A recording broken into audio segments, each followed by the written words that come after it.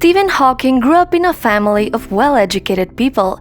Both of his parents had college degrees, so education was very important. But Stephen was never a brilliant student. He was not able to read properly until he was 8. And despite his average performance in school, there was something about him that teachers recognized.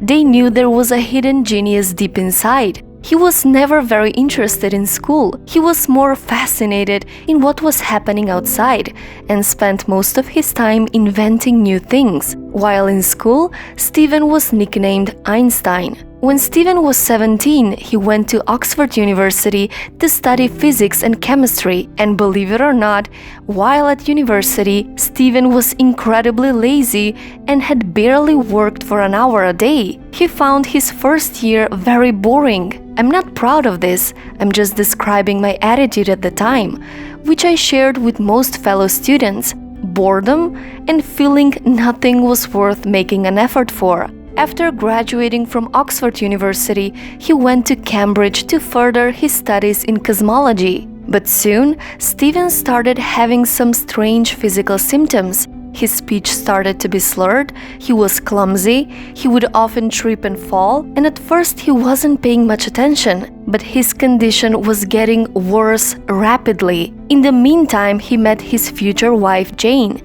But after making a series of tests, it was diagnosed that he was in the early stages of amyotrophic lateral sclerosis. The part of his brain responsible for muscle control was shutting down. This disease gradually paralyzes people, and over time they struggle to walk, talk, swallow, and even breathe without help.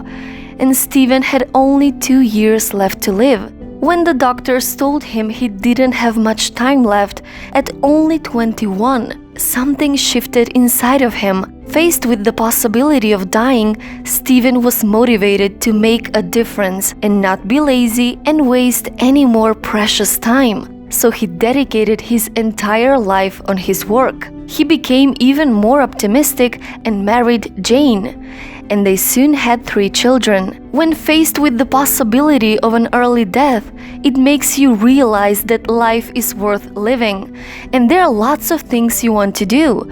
It is a waste of time to be angry about my disability.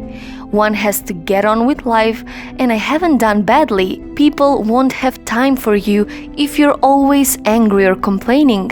He became one of the most recognizable, unique, and admired scientists of all time. His incredible work on black holes and the origin of the universe changed the way we think about science. His most famous book, A Brief History of Time, was sold more than 10 million copies. Stephen Hawking is one of the most inspirational people in the world. He had an incredible determination and burning desire to live. He didn't let his illness stand in the way. No matter how hard life was, and no matter how impossible or unachievable something was, giving up was never an option. Despite all odds, he proved his doctors wrong, miraculously living more than 55 years after his diagnosis. He died at the age of 76. Stephen Hawking might have been disabled in body, but not in his spirit. And he has the best advice for living a happy life. Remember to look up at the stars and not down at your feet. Never give up work. Work gives you meaning and purpose, and life is empty without it. And if you're lucky enough to find love, remember it is there and don't throw it away.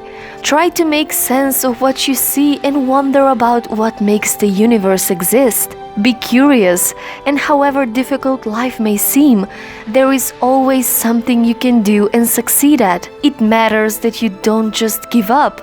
Be brave, be determined, overcome the odds. It can be done. While there is life, there is hope. So, what's your story?